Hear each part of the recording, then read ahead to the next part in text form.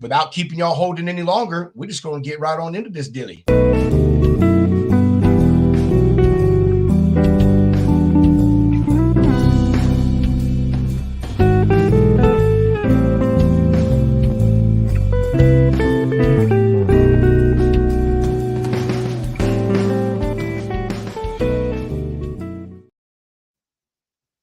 Hunter, what's up, bro? What's up, man? I love that hat, bro. Oh, thank you, big Mac guy. Man, I got a friend of mine, Neil Palermo, dude. He is a huge Mac guy. I need to ask him. I didn't think about it. I need to ask him if he's ever heard about Lombard's trucking company. Man, he's from the Northeast, from Connecticut. So I wonder if he's ever heard of him up there. But anyway, how's the day going, man? It's been a day. Still getting my ass kicked out of Louisiana. That market has just absolutely flipped on its head. You know, you got 7,000 loads, 2,000 trucks. Like it's been tough. But yeah, towards the end of the day, got a little notification, got a package. Shout out to our boy Steven Talamo. Sent me a little cup here, and dude, all these pins. Let me show you. I will never run out of pins again. Oh my gosh. But dude, this is my favorite one right here. It's got a little fidget spinner on the end. Oh, that's cool. Yeah, it's neat, man. Man. Oh, and then send me some fire starters, these business cards. I don't know what to do with these. I'm probably just gonna fire starters. I love that's what you call the fire starters. Nah, I'll pass them around. Yeah, I know he won't be able to make it to Matt, so if we run into anybody, I'll be sure to share the love. But yeah, man, all in all, good day. How about yourself? It's all right, brother. I mean, nothing spectacular. You know, got some loads booked. I got some loads booked, got some loads delivered. One crazy thing, and I brought this up to you earlier, is man, like something is just going on in the logistics universe or something for me. And it's today I had the third person that I've been trying to get with forever. Like this lady, I have been trying to get in with her and just even get her to reply or answer her phone for like a year and a half. And she is literally in the second to the last step of my email sequence and calling sequence I have with her. And dude, she just emailed me back today, just replied out of freaking nowhere. Hey, Robert, sorry, I saw these, didn't get back to you, blase. I'm pretty busy, but I have some time, next week. If you can do this specific time. If not, I don't know when we'll be able to meet up again. I'm like, okay. So I don't know, man. It's just, hey, it just goes to show consistency is the key. You got to follow up. Year and a half consistency, man. And it's cool, man. I'm into what they do, man. And everyone who knows me, I like going after like weird stuff, man. You know what I mean? That's my niche. My niche is just like weird, off the wall, crazy type freight. You know what I mean? Like plaques or picture frames or texture, wall texture. I don't know. I just like crazy, weird stuff. So yeah, what she does is pretty cool in the pet industry. But yeah. Cool. And just today, man, having fun. Well, hopefully it goes well, man. I'm sure it will. Like, the calendar invite that I sent her, I wonder, I don't know what she's gonna think about it. It was all about pet talk with, and then her name, and I just sent that to her, dude. Like nothing. That's what I do. All about pet talk, because what she does is in the pet industry. So again, man, things that people don't forget about you, man. And just I don't know. I mean, I think everyone can agree that if you can make someone laugh or crack a smile, man, like dude, that is breaking down a huge barrier right there, man. Because then you start to become personable with people. So. Yeah, right on, man. You know where I learned that? That is a good idea, though, dude. That would be sick, just talking about dogs and shit all day, like. Hey man, that's what I'm gonna do. Dog pictures and stuff, like yes, yeah. That's what we're probably gonna spend half our time doing is talking about freaking dogs. I mean, I don't know. Maybe she hates dogs, but I mean, in doing what she does, that would be interesting. That would make it even that dog more, at that point. That would make it even more interesting. You're right, man. It would be so freaking fun. Man, what is the main ingredient of your food? That's the cool thing about them is what they do is like a high-end thing for pet animals and like the food and treat and stuff or whatever industry. They do all kinds of stuff, toys, all kinds of things, but it's a higher end. I wouldn't say higher end, it's a a quality line. It's like Walmart versus Target kind of deal. You know what I'm saying? So Yeah. pretty cool. But either way, gonna go ahead, get into our news here, and then we're going to roll on over and bring on Mr. Weston. Steve, hopefully you're watching on YouTube because LinkedIn is down, but this one is for you. You requested a show with Clint to talk about risk and keeping yourself secure and mitigating risk and other things when it comes to doing factoring. And so the lounge, you asketh and the lounge delivereth. You know what I mean? So we'll go ahead and get the news out the way and do that.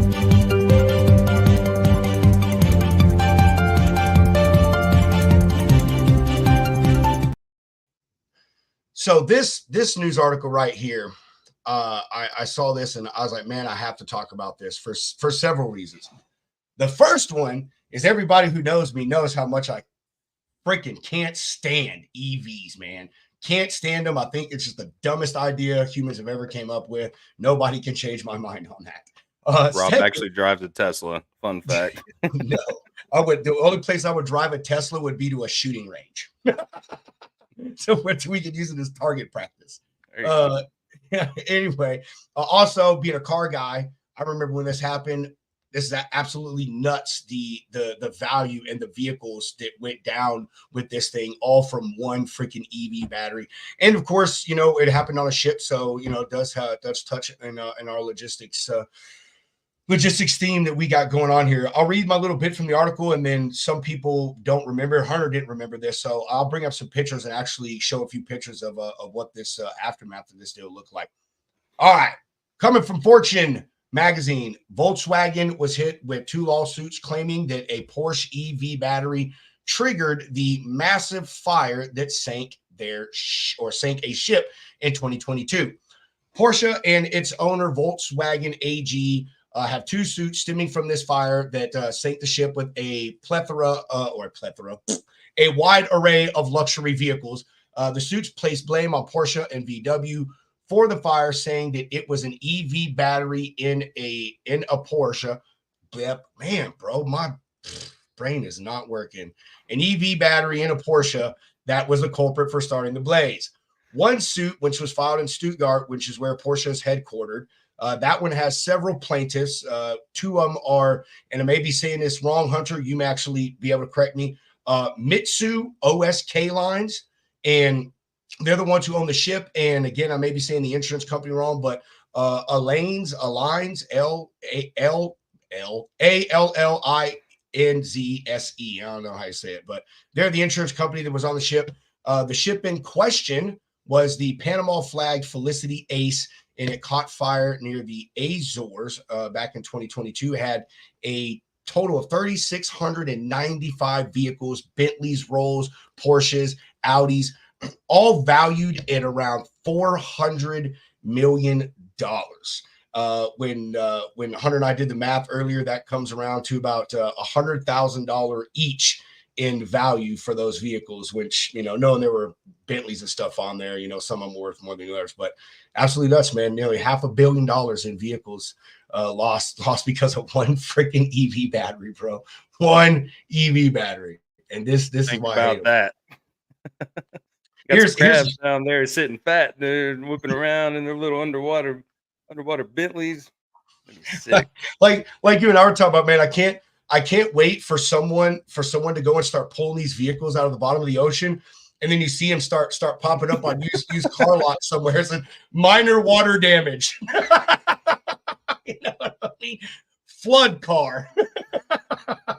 If you put your ear up to it, you can hear the ocean. Oh my gosh, man! Oh, by the way, LinkedIn's back up and running, so we're live. That was scaring me for a second.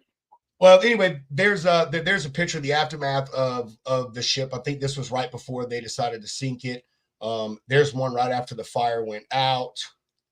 There's more. So I mean, it's a pretty sizable ship, man. I mean, this thing was absolutely massive. Absolutely massive.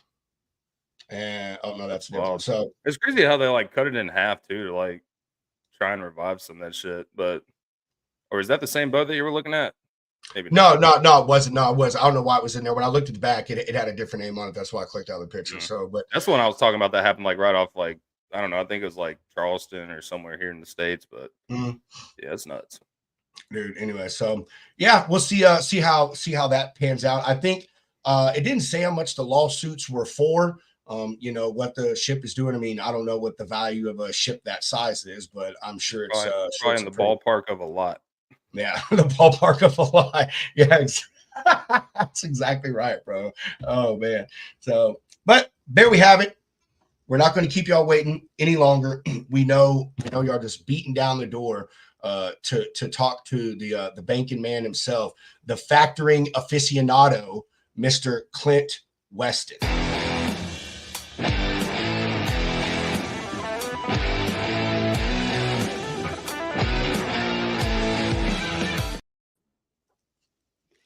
Rock and roll. Yeah. What's What's up, up, Clint? fellas? How are you guys? We're wonderful. How are you, brother? Good. I'm gonna go get one of those flood cars now. I know a guy. Get you a real Yeah, nice you deal. know, okay. How's your day going, Clint? Oh, I'm sorry. I talked over you. What'd you say, Clint? No, I was just saying minimal damage. Yeah, It's like, minimal bit. Don't mind that water line. Yeah. Man. Oh Lordy. How you been since we last talked to you, Clint? How's things going, brother? Things are going really well. How about you guys? I love the show. Well, love what you guys are doing, and it's really fun to see all the growth that you guys have and see all the followers you're gaining and everything. It's actually awesome to watch.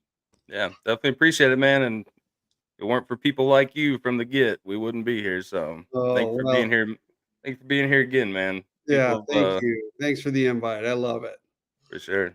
Yeah, we do, Clint. Like seriously, man, you have been with us since like the beginning. I think you were one of our first guests, and you've come back. I think this is your third or fourth time that you've been back. So, and I don't know, you're in it for the long run, and we love that. We appreciate it, and you give us so much freedom with representing you, and you represent us as well. And so yeah, man, we appreciate the compliment, and I don't think things are going okay, I guess, with us. I mean, we're doing all right. Yeah. Nobody's told us to stop yet, so that's a good sign. Exactly. Nobody's told us to stop yet. Although now that LinkedIn has gone down and Facebook went down and now LinkedIn has gone down, I think they are trying to stop us, Hunter. If X goes down tomorrow, Yeah. I'm 100% sure that it is back down again. Oh, is it really? I was going to say, Yeah, it's back down again. LinkedIn's back down again. Oh man, that's crazy. I'm still working on my end. I fixed it, bro. I fixed it. Yeah, Hunter fixed it. He called the NSA. It's in the background. Yeah, that's right. So Ryan, we need you to go fix. Ryan's the reason it went down, man. He's the hacker. Yeah, he is. He said Facebook wasn't enough. I want to stir up the pot even more today. Yeah, his content's too provocative for the internet, so they tried shutting it down. Elon Musk hired him. That's why X hasn't gone down yet. He's got Ryan in the background. Oh man. All right, Clint. So I said what we wanted to talk about today was Steve had brought up, or let me back up. We do a lot of things in this show.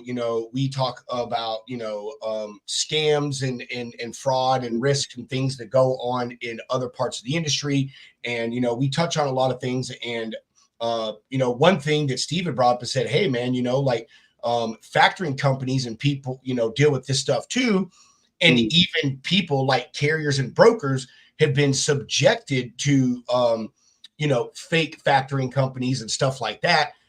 Steven said, man, it'd be really cool if you could bring Clint on and maybe let him give some advice and give his input, on some things to look out for and ways to keep yourself safe as both a, business owner, as a broker, carrier, and shipper. And, also other factoring companies are out there watching as well, things that they can do and look out for. Yeah. Yeah, thanks for that. And yeah, Steve and I have been able to have a great, conversation on a couple occasions now. We're really excited for the partnership that we're putting together with him. And again, he's got some opportunities in the future that we're going to get to work together on the factoring side. And we're looking forward to that. But Yeah, I mean, first of all, thanks for having me back, and I always love the lounge and being part of. I think one of the first times one of the guests, helped dub it the Lounge Lizards for all those that were in there, and I, love that. I thought, oh, I'm proud to be a part of that. But I first of all, I love factoring, and I'm very passionate about it, and the role that it plays. And I think I shared before that I had over a 20-year career in banking, and most of that was in commercial lending. And then in 2019 we started Sureline to really kind of again get into that transportation factoring space. We do other industries, but the bread and butter and the foundation of our company will always be transportation factoring, and the bulk of our customers are in transportation. And doing this now for 5 years, there is a difference, and there are all these things that a customer should look at and be aware of when they're talking to a factoring company, or being aware when they're in a factoring agreement. And because Steve and I have chatted, and knowing we were going to talk about this today, I jotted down some notes. And some of these are going to sound super basic, but I think they all kind of will aggregate up into hopefully something beneficial. But I would say one of the first things that is very important, again, very simple, but very important, is understanding and knowing your contract dates. And what I mean by that is so obviously when you originated the contract, but then also when does your contract terminate? And I bring that up because oftentimes factoring companies will put in a 30, 60, or 90-day early or termination provision that you have to give them notice. And unfortunately, there's not like an industry standard. It's not like, hey, you give 30 days, you're good. Every contract and every factoring company is different.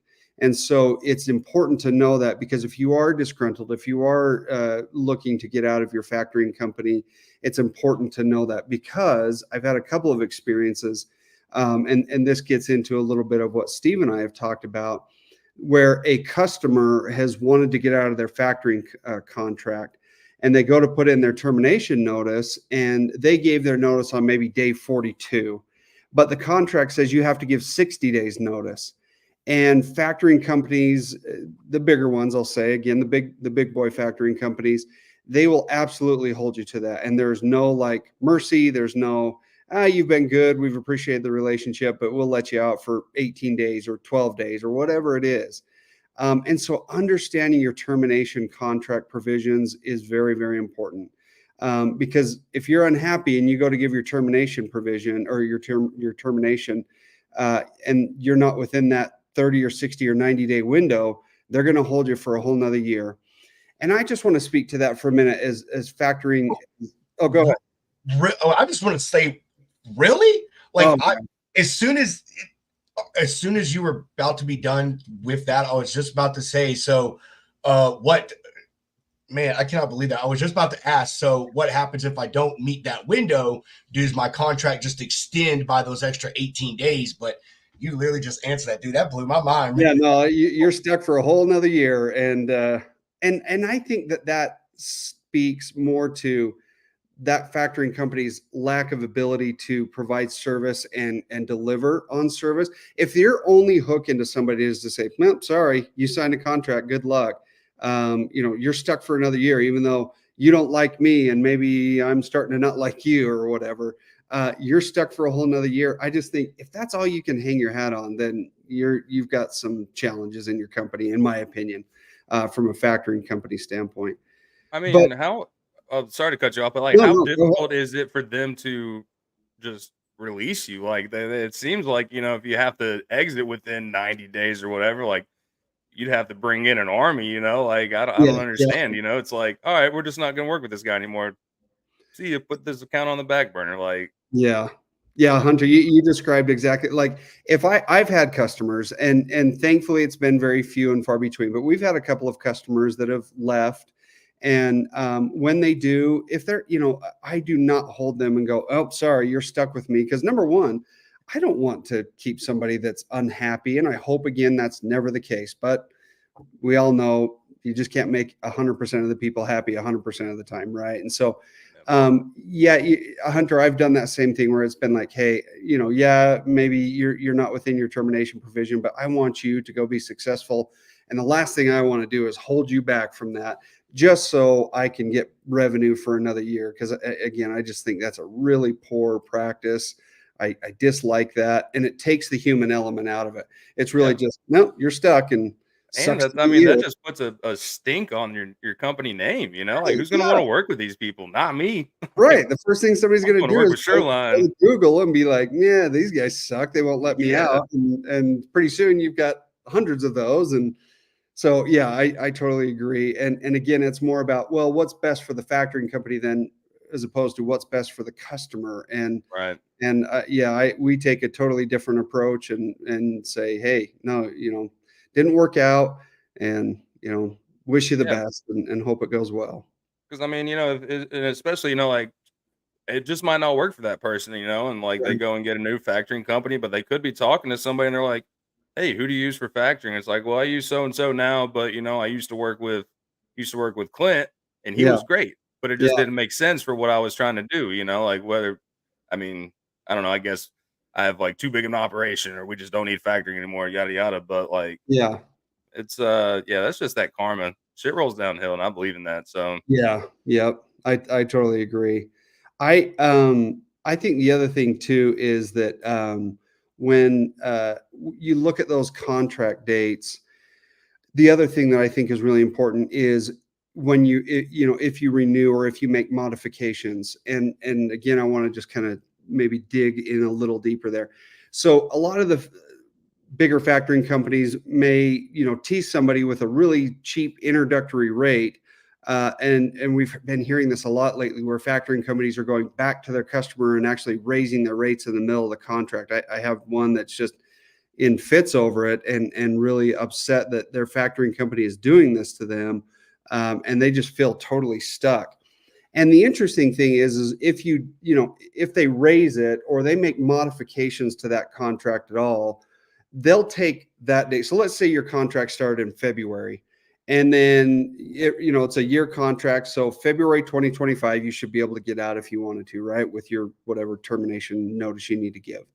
Well, let's say in June, they make a modification to that agreement.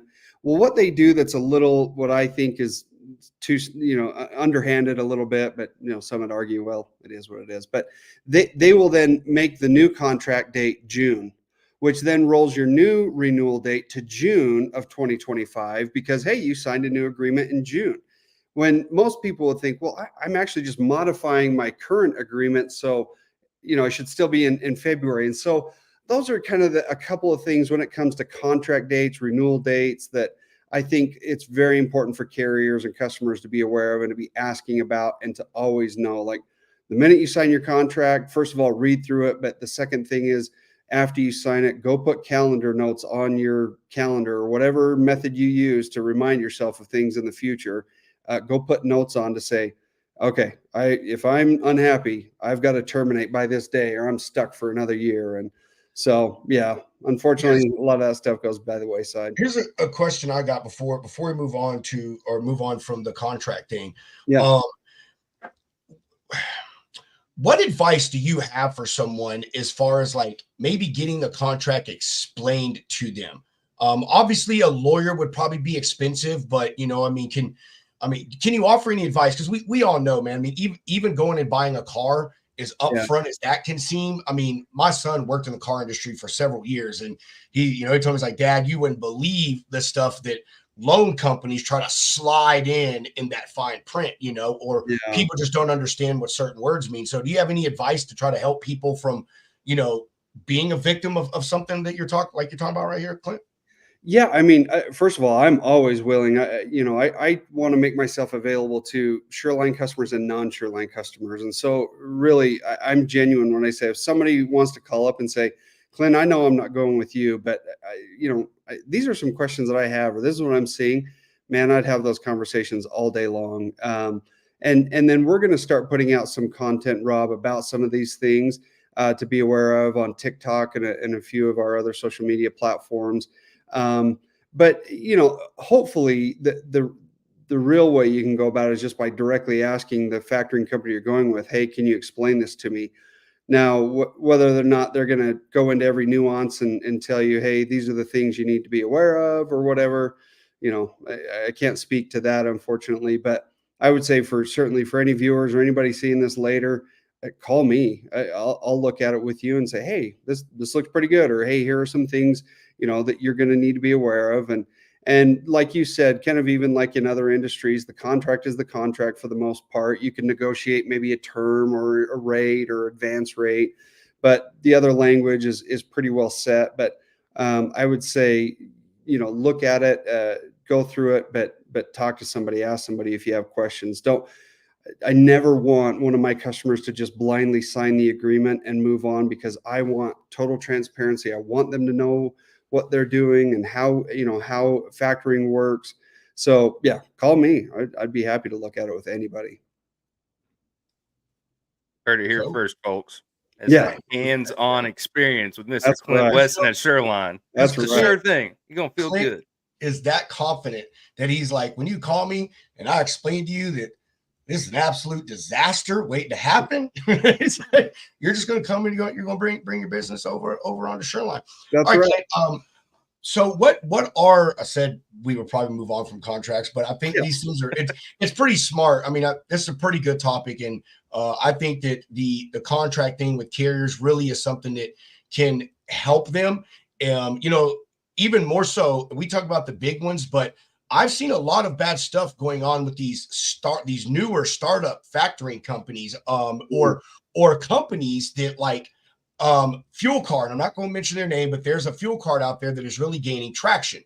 And now all of a sudden they're deciding we're going to open a factoring company too, but so with the contract thing, or just terms period, what are some things, carriers and brokers should look for, that should be red flags when it comes to contracts, things that are a risky type of business, Yeah, I would certainly say one big thing, and it's interesting you bring up fuel cards, Rob, but I would say one big thing that I've been hearing for the last maybe 6-9 months, maybe even a year, is that factoring companies are, doing some crazy low rate, 1% or 1.25%, something like that.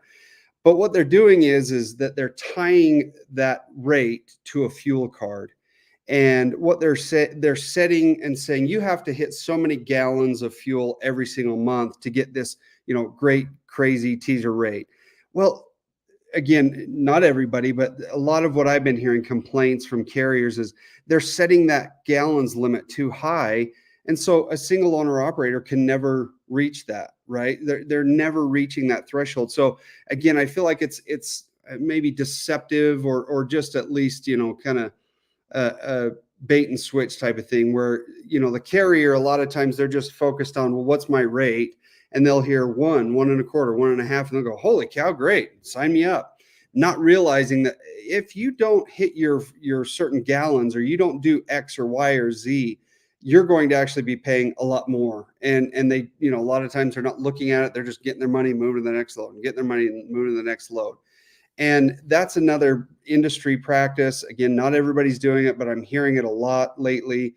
And so one of the things that we've just tried to do is just say, we're not going to play those games. We're just going to make it transparent, and it's our factoring fee. And then however you want to get paid by ACH or wire or whatever. We're not going to do those games on tying it to a fuel card, making somebody think, oh, I've got this great rate.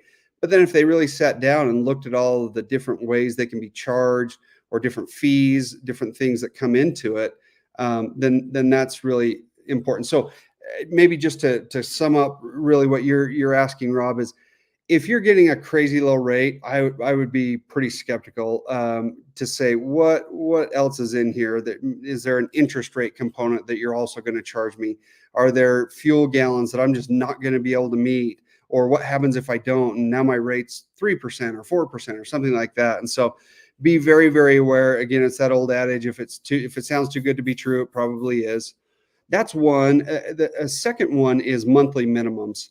Again, a lot of complaints that I'm hearing is that factoring companies, factoring companies are saying, you've got to commit to do X amount of dollars with me in factored invoices every single month. And if you don't, here's the flat fee of $1,500 or whatever it is. And again, I hate that. We don't do that. And I think, why would you charge somebody if they're not using you? Like, let's say the truck breaks down. Do we really, it's like this guy's drowning in the ocean, and here, I'm going to help you by shoving your head out of the water, by tacking on fees that you don't have, your truck's not running. So how are you going to pay my monthly minimum fees? You can't. And so I just hate that. And I don't like that.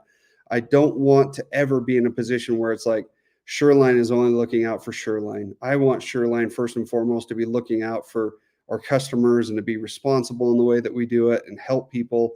So I would definitely say look at monthly minimums. Again, we don't have those, but a lot of factoring companies, and I saw Ryan put the 3-letter monsters. It seems like those big boy factoring companies, all with 3-letter words, seem to have some version of this.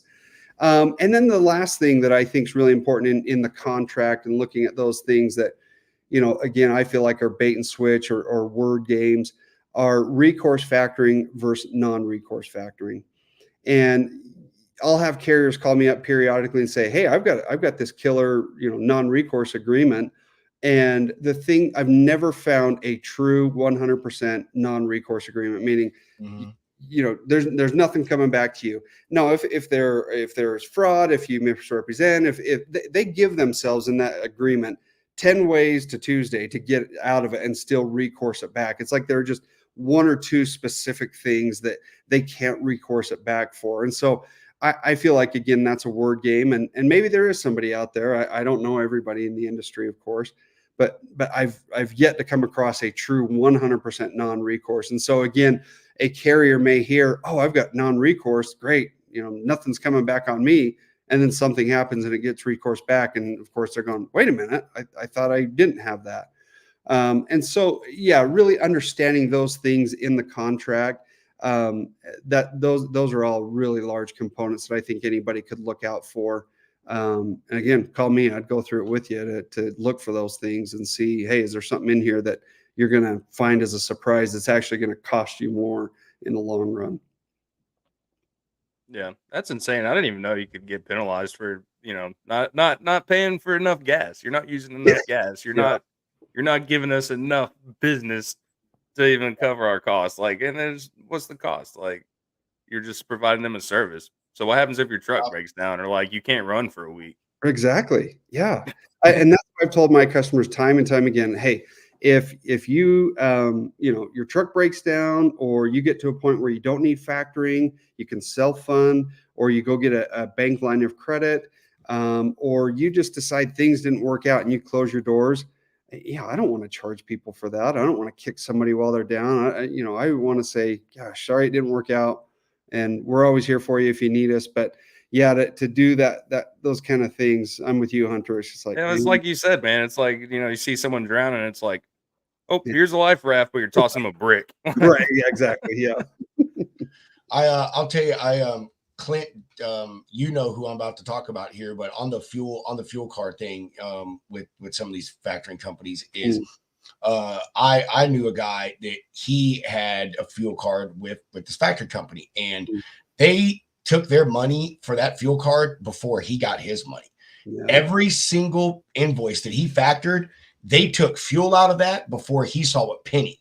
So if he factored $500, but the last transaction on that fuel card was for $600, he didn't get a penny. Yep. And it, like I said, every day, every invoice, man. And it was a disaster, man. It was, because it was like, there were times when he literally was just working to put fuel in his truck, for 2 or 3 days at a time, depending on where he was moving and stuff. And it was crazy, man. It really was. And that was something he wasn't aware of when he signed up.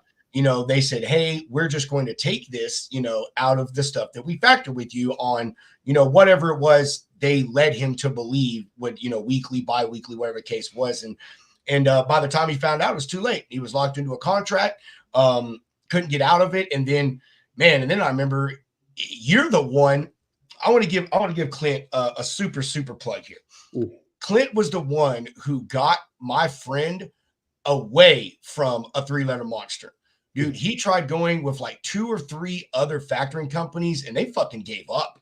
Like this other company, they made it so difficult. No communication. Oh, you need to send the person this email. Then you need to do this. And oh, it was like Clint says, oh, no. You have to get with us on day 30. This is day 33. Yeah. So you need to get with us back in 3 days. And it was just, dude, ridiculous stuff. And Clint did that, man. He stuck to his guns and stuck with it and got him away from that stuff, man. And so that's another thing, you know, that is those fuel cards, man. Those have become like an arm, I've noticed, of factoring companies as like another revenue stream. Yeah. And they do it in a way that is, I would say, malicious and predatory, man. You know what I mean? Because some of them, it's their fuel card, but most of them, it's someone else's fuel card, you know, like Wex, Fuel Man, or whatever, you know, and they've got this sweet cherry deal with them for all these kickbacks, and then they kind of force it on you. I've not seen it a lot, but I've even heard people say that as part of signing up with the factoring company, you have to use the fuel card that they provide, and that one.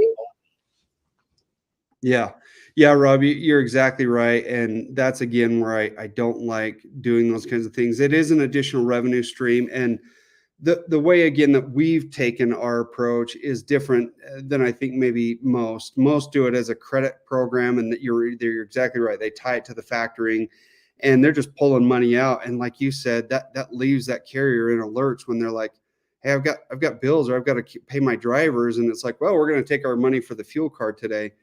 And while they're owed that money legitimately, so I'm not downplaying that. Yeah, I just don't like the approach. And so what we've tried to do to help our carriers is ours is a prepaid. We're just taking the money from that load and putting it onto the card for them, rather than letting them rack up a bill on a fuel card. And then at the end of the week, I take all the money from your loads, and you're going, wait a minute, where's any money left for me? And so while that maybe is not as convenient as a credit card, I personally feel like this is one way we can help carriers not get out over their skis and then like, oh crap, I'm in trouble and now I have no money to get home or whatever. I love that the guy from Utah had to make a ski reference. Yeah, that's right. Yeah. That's absolutely right. Had to make a ski reference. It's born in our blood. It's on our license plates, so we have to. We're like legally obligated to throw out ski. It's just like the saying goes with Texans. You never have to ask a Texan where they're from because they're going to tell you. Yeah. Anyway, honestly though, I know that, like you said, sometimes it can be a little inconvenient for people with fuel cards like you have, but I think that, especially with your business model, it honestly is like, it just makes sense because Clint, we've talked a lot about one of the things that makes, you know, Sureline and the way that y'all do business different is you're about teaching these brokers and these carriers and even shippers and whoever else you do business with, you know, about the flow of money. And we talk all the time, and you use it all the time, because I think it's a good point that, man, you came from banking. Like, this is your shit. You know this stuff. You know, it's like, I just don't understand, you know, I just don't understand invoicing. I understand the way money flows. And so that fuel card that y'all have, man, I think it's another tool in my mind with y'all that you used to help teach those carriers how to move their money around and when to put money and how to use it and save it. And like, hey, it needs to go there, and it keeps it under control. Yeah. And I think also it adds a layer of transparency to the way you do business with them, because it's just like you said, they're not just have some fuel card and then Clint just goes in and says, oh, well, it's Tuesday. It's like a good day to take some money from somebody, you know, and just, you know, pull all their money out for their fuel card and everything. So thanks, Rob. We do want it to be that way, and I don't want somebody to all of a sudden. It's, you know, I can see it being a little bit, not quite, but a little bit like those merchant cash advance type situations where they're using, and then all of a sudden they just start pulling money out, and you're going, wait, this, you know, now the horse is out of the gate, so to speak, and already running, and you're kind of already upside down. But yeah, I think it's fair to say ours is maybe a little more of a not as quick and easy, but you're right, Rob. Our goal is to help people stay on top of their cash flow and not put them in a worse position. Yes, heck yeah. All right, now we're gonna I'm a 180 this son of a gun, man. All right. You ready? You ready? Here comes the hard questions. I'm just joking. I ain't got no hard questions. All right. So we brought you on here because we wanted to talk about safety, security, risk mitigation, that kind of stuff. So let's move over and let's get to that. All right. What do you, Clint? What are things I just want you to tell me what you do. I don't want you to give me your opinion. I just want you to tell us how you do this. All right. These carriers, man, big thing right now, obviously in the industry is double brokering, and the vicious, malicious, predatory, sucky, kill you part of the double brokering is the fact that these carriers are always the ones that are left out in the cold here. You know what I mean? Yeah. And a lot of them, most carriers factor with people, and a lot of these factoring companies, they say, oh well, did you run a credit check?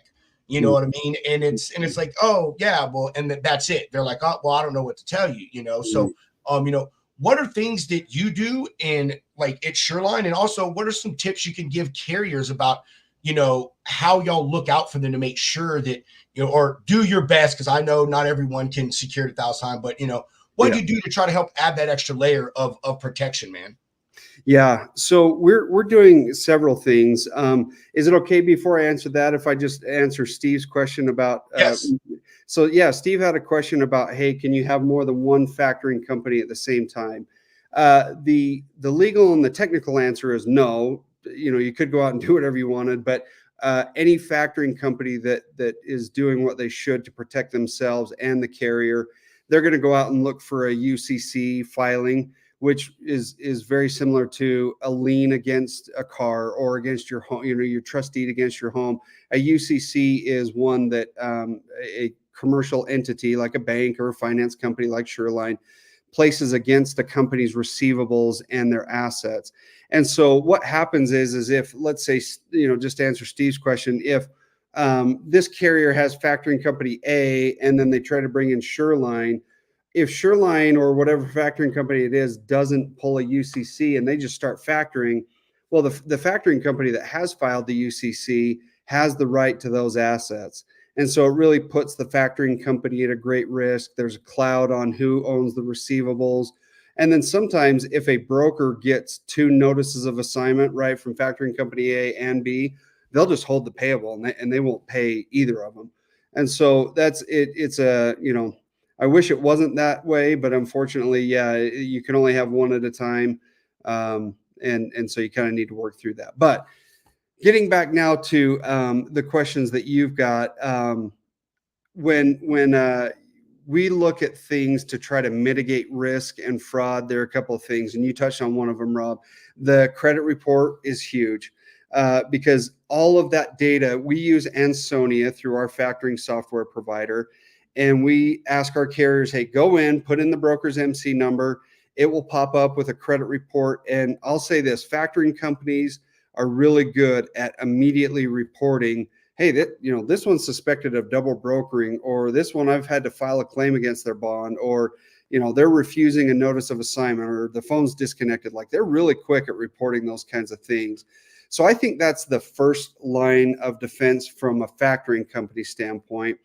I would say a first line of defense for a carrier as they're out there is just the simple tools of Google and trying to look around and looking at how new that broker's MC number is. So when I take a look at, hey, how old is that freight broker? If they're brand new or even within 6 months, that's a fairly big risk that you could be taking as a carrier. So look at that and make sure that go to the Safer website and look to make sure that it's actually a broker authority, not a carrier. And again, a factoring company will do all this, but if you're running on your own or you're not using a factoring company, these may be tools that you're not maybe currently using that could help prevent and reduce significantly your risk on double brokering. Because if you go and you put into the Safer website that MC number that you got for the load that you're now looking at, and it says carrier, boy, I just pass on that load right away. And so that's one thing that a carrier can do. And then two, Google. Factoring companies are great reporting to the credit bureaus, but I think carriers are great at creating a community of saying, hey man, I got hosed on this load and I'm not going to get paid, and leaving reviews and other things. So I think those are all good tools. Again, very basic, but those are kind of foundational initial tools. And then again, another thing that I really look at that I would recommend a carrier do is, again, if the rate seems too good to be true, call that broker directly. You may get a call as a carrier from somebody claiming to be a broker, but if they say, hey, I'm from Landstar, great. You can usually go on like landstar.com or some of these other ones and actually verify the rate through the website. Yeah, Landstar actually just came out with like a new little way to check and make sure it's a verified Landstar That's load. exactly right. And so looking at that, calling the broker directly off the number on Safer is a huge way to avoid risk and potential double brokering. And then these are now just a couple of other small tips and tricks that carriers can and should use. But one, looking at the suffix on the email address, is it Clint Landstar agent at gmail.com? Well, if they're working for Landstar or JB Hunt or something, you would think it would be Clint at jbhunt.com or Clint at coyote.com or whatever. But if you're seeing something at Gmail, at Yahoo, at MSN, that may be a little bit of a red flag. There are a lot of independent brokers out there that do have that, and that's totally fine. But particularly, if you're dealing with some of the bigger ones, they should have reputable websites and suffixes on their email address that are not the typical at gmail.com. And then this is the last one that I'll share as far as what a carrier can do, and then I'll jump over to the factoring company. But what a carrier can do is take a look at how the rate confirmation looks. And these are all little nuanced things, but does the font seem off? Did they give you a rate con or a BOL that is maybe supposed to be from Landstar, but the BOL says XPO or something like that, or another carrier's name? That could be a red flag. And again, does some of the lettering on the rate confirmation look different? Is it out of line on maybe where it should be in terms of lining up? If it's a form, you'd think it'd be pretty well aligned. And those are things that I've seen that have helped people avoid fraud, avoid some risk in the industry. So that's on the carrier side. Jumping over to the factoring company side, we use several tools to try to do that. But like you said, Rob, none of them are fail safe, and unfortunately things get through. But one of the other things that we do is Carrier 411. That's been a great tool for us, and we pay like $150 a month. So it's a little bit of a spend, but it's a lot cheaper than maybe some of the issues there. But that's a great tool where you can go and monitor brokers. You can go and take a look to see if, hey, we've got this MC number coming in. Do they have, is this reported somewhere else, like, a related company or something? So there are a lot of tools that they have in there. We use Safer's website all the time. Of course, Ansonia and credit reports. And then we're looking for those same things on the paperwork with every load that comes in. Our team is awesome, and they are very diligent at looking at paperwork on every single load. And so we're trying to help the carriers on the front end by credit reports and other things that we're doing to check a broker. But then we're also trying to help them through the process as well, about viewing paperwork and trying to make sure everything's going to go smoothly for them. So those are some things that we've done and that carriers can do to, I think, really help with that. Awesome. Hey, you had said at the beginning of this little tidbit, answering this question, that factor companies are pretty good about, reporting the double brokers and stuff like that. Like, where do y'all report those to? I mean, is there a factoring company platform that y'all report to, or is it, like you use Carrier 411, or maybe you report it to Highway or something like that? Like, how do y'all go about that? What do y'all do that way? Yeah, so with us, our factoring company provider uses Ansonia Credit. I think it's an Equifax credit product.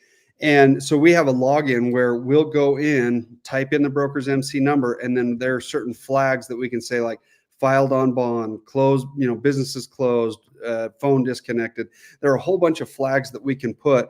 And then within seconds, that that goes out to anybody that's using that Ansonia platform. And so a lot of times that's another trick or tip that we use at Sureline is when we get those notifications that other factoring companies have listed, I'll immediately go in and start looking at, okay, what do I have outstanding with this broker? Do I need to mark them as restricted? And so we're constantly trying to update that list and stay on top of it. But yeah, we go on, we'll put, hey, this is a delinquent account or whatever the case is. Again, there's all those flags.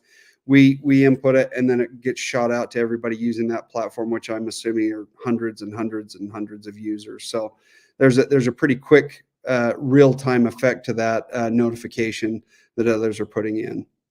That's pretty cool, man. I didn't. I know exactly what you're talking about. That credit bureau, man. I think probably a vast majority of the industry uses them. I mean, the company I talked about earlier that my buddy had left from, I mean, they used them. So that's pretty.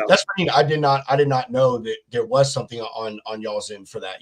I didn't know if y'all had a method to go out there and help report that stuff. So that's I don't know, that gives me, and I'm sure a lot of other people, puts our mind at ease a little on the factoring company front, because we've talked about during this that, a lot of factory companies, it's just, hey, I want to help you. I want to help you. I want to help you until you actually need their damn help. And it's like, so long, buddy, you're on your own, pally, and I think carriers, they and brokers, they feel like sometimes their factoring company, which, in essence is like, I mean, you're obviously imperative to them, but I mean, you're there to help protect their money too. Yeah, and I don't think a lot of them realize that. And I'm glad to hear that, y'all over there at Sureline do that. But I'm also glad to hear that there is a process for factoring companies to, try to help on this and do some of this reporting. Because, I mean, as far as I know, it's, a grassroots thing, it's brokers and the carriers having to figure out ways to do it, reporting it to different platforms or,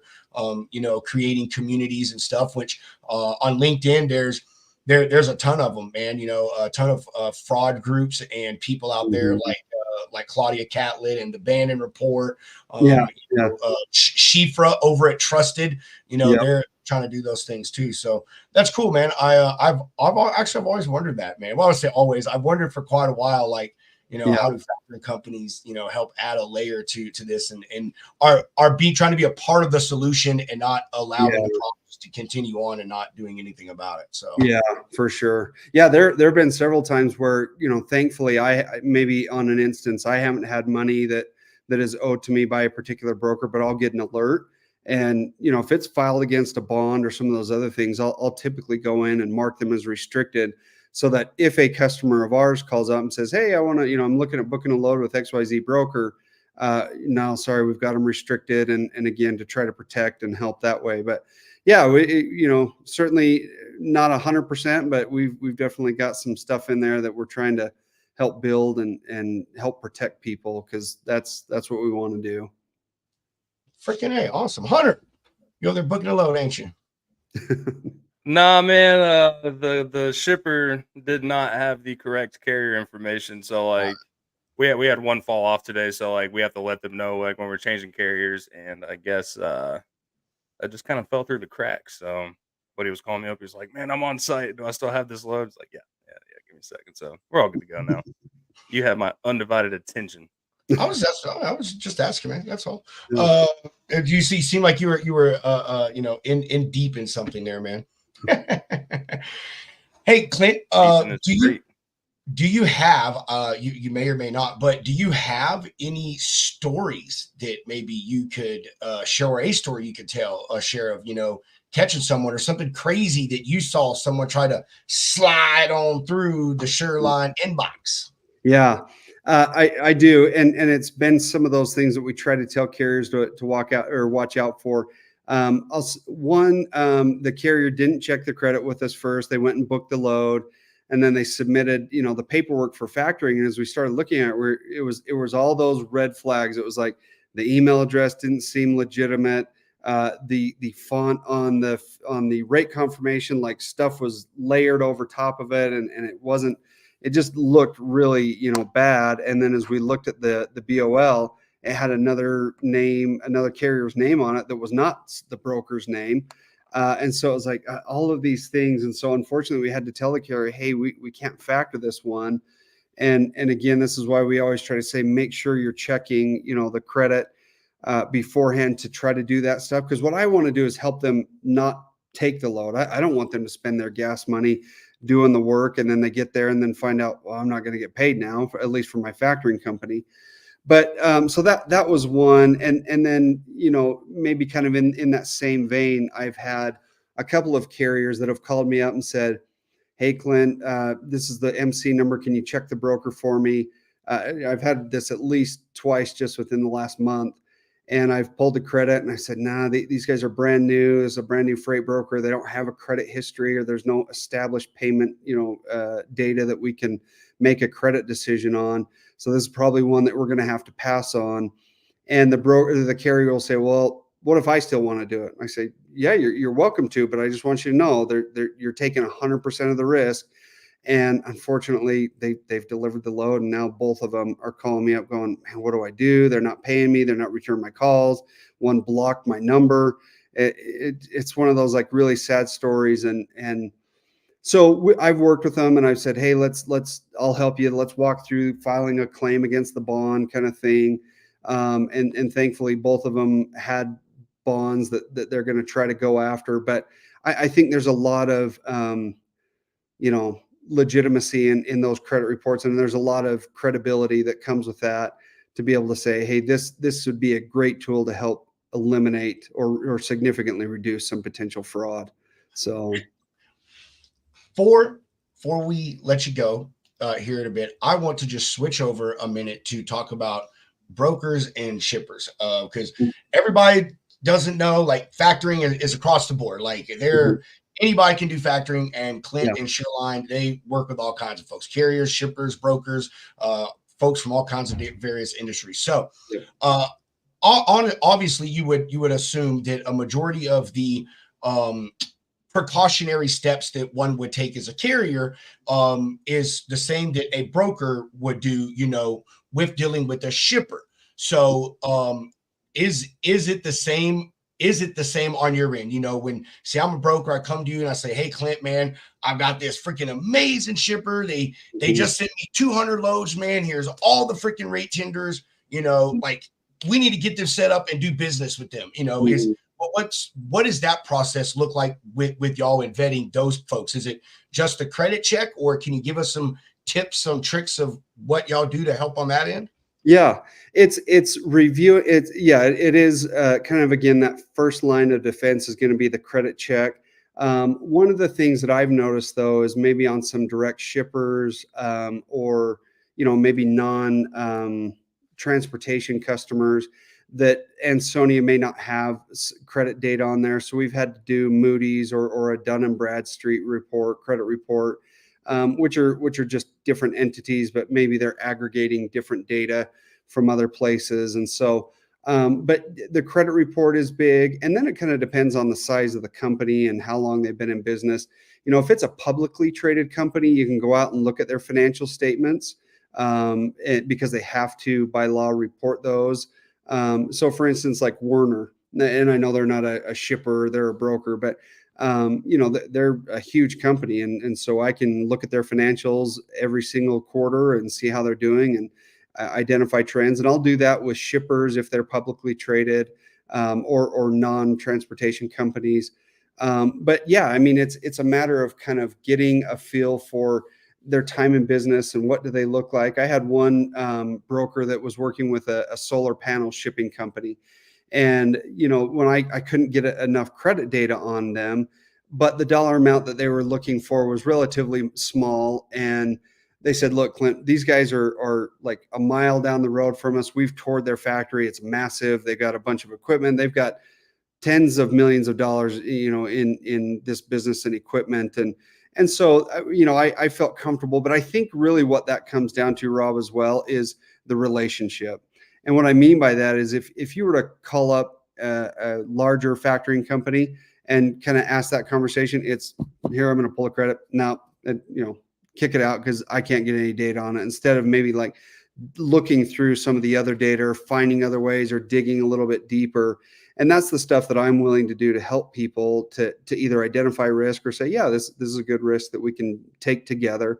But I think so much depends on the relationship. I had another carrier that said, literally, these guys are around the corner from my house, and they want to, have me haul some stuff, but they're an equipment manufacturer. And so factoring companies aren't reporting on them, but can you help me out? And so as I was able to look at, so, I use Google a lot. I'll go on, again, D&B, Moody's, to get some information on how the company's performing financially. And then just having, an understanding of what's the contract look like and the terms. If you're dealing with somebody that's offering 60, 90-day terms and they're not a massive company, then that's probably a pretty big red flag, of course, as we all know. But yeah, I mean, I think so much of it is relationship based. And then I know it's silly, but I heard it for decades in banking, and it always proved out to be true. But what does your gut tell you? Is your gut feeling like, yeah, I can trust these guys or gals, or no, something's off, and I probably should just walk away. And I think that's a hard lesson for any entrepreneur, because you are so interested in growing, and you want to get revenue and customers, and there can be a lot of pressure around that maybe you might do things that, looking back, you'd say, oh, I probably wouldn't do that now, because of that experience. And so listening to your gut and kind of using your experience as well are big parts into looking at those types of things. Man, Clint, you're a good guy, dude. I'm not, but I want to be one day. I hope to be one day. A good, smart guy, and you're a great business owner too, man. Like, if I needed factoring service, I'm serious as all get out, Clint. I would do business with you like any day of the freaking week. Thank you, Rob.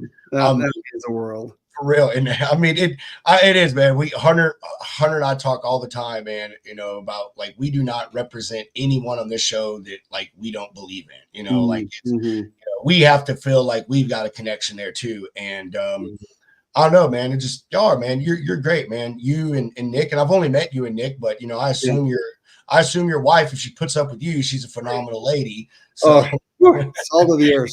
She should go to heaven just for putting up with me for all these years. Like, she could kill somebody and she should still get to go just for putting up with me. Well, you better watch it, because now she owns the company. She's gonna kick you out. That's right. Yeah. Actually, she works with me, and so it's actually pretty fun. So we've got 6 employees now, and our operations team is just incredible. They're way better than I am. So maybe one day you should interview them instead of me, because they're a lot better than I am. But yeah, it's actually fun. My wife works with me, and she does all of our payments and collections and follow up on aging invoices, and it's great. But yeah, we love it. But hey, as nice as you were complimenting me, I just, again, so proud to be a sponsor of Logistics Lounge and what you and Hunter are doing, and so grateful for your friendship and the recommendations. We've had a couple of great, recommendations that have come to us, like Ryan and Steve and just others from things that you've been able to introduce us to. And so thank you very much. And we're so excited for the future to watch you guys take over the world. We appreciate that, Clint. That means a lot, man. It means a lot. Yeah. Hey, thank you. Pinky in the brain. What are we going to do today? Take over the world. Well, only because all of us are our age, we can really appreciate that joke. Now, hey, so I'll tell you, it's not a joke, but I'll tell you something about the show our age. So I am right now watching I just started watching the X-Men animated series all over again. I'm on the first season. I'm on like episode 5, man. So I was just cruising through Disney, man. I was like, I'm gonna go ahead and give this cartoon a watch again. So here I am, a middle-aged man sitting here watching friggin' X-Men cartoons.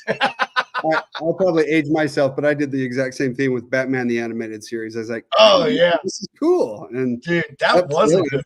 Still is. Especially if it's the one on the WB. Like, there's a good one. Yeah. Right. Yep. So, Clint, man, do you have anything that you want to leave, any closing comments you want to leave with, man? Yeah, I just, again, that my genuine offer to say anybody that has questions about factoring, whether you choose Sureline or not, is indifferent to me, and I want to be here to help. And so if you have questions about factoring, your agreement, if you're in an agreement and you want to just bounce some things off somebody, please call me, please email me, please text me. I just want to be somebody in the industry that helps people, and hopefully, is able to help a few people along the way with factoring as well. But really, I just want to be a resource. So anything that anybody needs, please reach out to me. And of course, if you do need factoring, we'd love to help you there as well. Our team is amazing. We're that smaller family-owned factoring company. We'll never be one of the big boys, and we actually want it that way because we want to still have those personal relationships. And I love that carriers call and text me and tell me about their grandkids' games or their kids going to college or whatever's going on in their life. And I love at holidays. I'm getting texts on Christmas Day from our carriers and vice versa. I'm sending them messages, and I just love that aspect of working with people and with customers. And so I kind of look so much more, these are my friends and family members, much more than a customer relationship. And so, yeah, anything Sureline can do, myself, we're here for you and would love to be a resource. Clint, I just want to run off of that and say, Clint's amazing. We say it all the freaking time. But let me tell you, if you don't have to take our word for it, like just go on Google and Google Sureline Capital. And just so you know, when I Googled you, like Sureline Capital, like drops you in the middle of the ocean. It's the funniest, craziest thing. You got to go look it up. It's funny. But go in there and look at, like, Clint, you are one of the few, maybe, yeah, the only, like, he has a 5-star rating all across the board. Like, that is his average. Sureline's average is 5 freaking stars. Part of y'all's advertisement campaign, dude, I pull your reviews off your thing and make pictures of them, man, and put them up. Yeah. I think that's important. It's one thing for me and my ugly mug to say something, or Hunter the eye candy over there to say something, or you, the owner of your company, to say it. But it's different when it's your customers, and it's not people being forced or paid to put those things up there. And someone were, just like you said, one of the ones that really touched me was some people, like, they had a loss in their family, and like y'all said, hey, do what you got to do. And they were moving over to you at that time, and y'all still took care of everything, man. It didn't bother them, and then sent them condolences and cards and some other things. And so, like, I think that means a lot, man. So go search them on Google. Sureline Capital. Just go read all their reviews, and that'll give you all the ammunition that you need to put into your factoring weapon and fire it over towards Sureline Capital. Hunter, you got any closing comments, questions, concerns? Yeah, Clint, sorry that kind of got a little sidetracked here. Trying not to have a load stolen. We had a carrier show up with a piece of paper taped to the door, so they're a little suspect on that. And it's the end of the day, so on quick time. But dude, definitely appreciate everything you've done for the lounge. Love the support. Sureline Capital, I mean, it speaks for itself. And obviously it doesn't hurt having you leading the way, and the way that you talk about it, and really stand by having that personal touch and going the extra mile and listening to these people, like, even if they're not working with you directly. I mean, that says a lot in itself. So keep on rocking out there, man. We'll keep supporting you, and look forward to having you back on and seeing where things go, man. You guys are the best. Sure appreciate you. Yeah, you're welcome. No problem, man. We appreciate you, bro, and we can't wait to go to Matt's, and we're gonna do some content, and we're gonna rep the hell out of Sureline, bro. It's gonna be 60,000 truck drivers, man. Come on, man. You need to book your plane ticket right now, Clint, and come out and hustle with us, man. All right? Bro, walk out there. We need some T-shirts, man. Give us some T-shirts to wear. Sureline swag going. That's right. Yeah, you need to make some T-shirts, man. Yeah, hell yeah, we'll wear those when we go out there. And Steve says thanks for everything, Clint. Oh, thank you, Steve. I love the relationship. He's a great man. Dude, he is. And that's one of the things that, like, Hunter and I talk about all the time, that we love about the lounge is the connections room. I mean, just last night we hooked eCarrier Check up with like two or three people on the lounge. I mean, there's a DM right now going between all of us and our friend Jimmy Durden with AccuBid Pro, dude. I mean, we were talking about cost per mile, and Jimmy does that, and so we're hooking them up. And like you and Steve, man, we told Steve about you, and he's like, man, I got this business idea. He's like, I'm gonna run over and talk to Clint about it, see if he can help me with it. And so like that means a lot to us that we're able to, bring people together, man. Not just bring you business on the front end, but like give you someone else in your arsenal that you can use to do things that you can't do, and provide extra firepower to Sureline, and which I think is an important thing, man, because we all can't do everything. And what we can't do, we need others to be able to fall back on and depend on and say, hey, man, can you help me do this? So, it means a lot to us seeing that people are connecting with you, Clint, and you're connecting with them. And Hunter and I were just talking about today where Hunter's like, dude, he's like, I don't think we're ever going to get rid of Sureline on our show. And I said, no, man, I don't think we are either. I don't know what we're going to have to do. I don't know how we're going to fire Clint, but no, man. Yeah. Hopefully not. No, brother, we're in it for the long haul. We know you're in it for the long haul. And obviously as things grow with us, we need to come together. You as our sponsor, us as a show. We need to find some additional ways to do things together, man. You know what I mean? But, I mean, maybe meeting up in an event somehow, or doing something, man. You know what I mean? Taking our relationship to the next level and solidifying it even more. Love it. Yeah. So absolutely. Cool, brother. I already asked you once, but do you have anything you've thought of since then you want to add before we chop out this piece, Mr. Weston? Just a big thank you and grateful for everybody and thanks for letting me be a part of it. Thank you. Our honor, brother. Our honor. Hunter, what about you? Anything else you want to add again? Y'all keep on rocking in the free world. We'll see you tomorrow. That's it, brother. And you know what? It is always a good time with you, Clint. And what else is a good time is when you take all of those invoices and you send them all over into Clint's email and you do business with Sureline, because as Hunter always says, it's a sure thing with Sureline.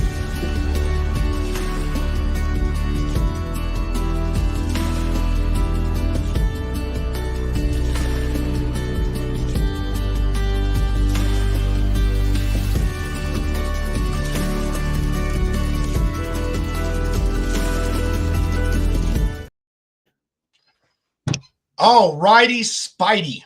We appreciate everyone joining us and watching us this afternoon. It was so great to have Clint back on. Steve, again, thank you for the recommendation to have him on and talk about some safety tips, tricks, and security stuff, and how to mitigate some risk. And all you carriers, brokers, shippers out there, to be a little bit more aware on who you're doing business with and try to protect yourself. So always a good time here in the Logistics Lounge. We love just chilling, doing blah blah. I don't know what I'm about to say. I'm gonna just forget it.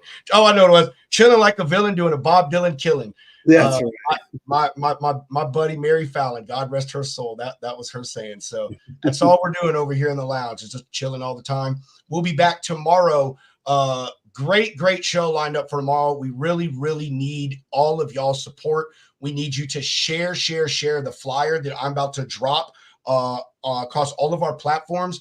Tomorrow we have a foundation that they help with children brain tumor research and surgeries. Really great thing. They do a trucking deal in Atlanta, which is where they're from, to help raise money. It is at the end of the month in March, and they'll be on the show tomorrow. So I just want to bring some awareness to them. Hunter and I have talked about that's something we want to do, is start having charities on the show. I don't care if they have anything to do with logistics. If anyone out there knows of one you want us to have on the show, let us know. But please do tune in tomorrow. And when y'all watch it, share it to all of your fans and friends and family, so we can try to put more eyes on what is obviously an incredible thing. I mean, I don't think anyone would dare say, let's not do everything we can to help out the most innocent creatures on this planet, and that is children. Yeah. All of that being said, thank you for joining us on this wonderful episode of the Logistics Lounge. Mr. Hack, Roll that beautiful bean footage.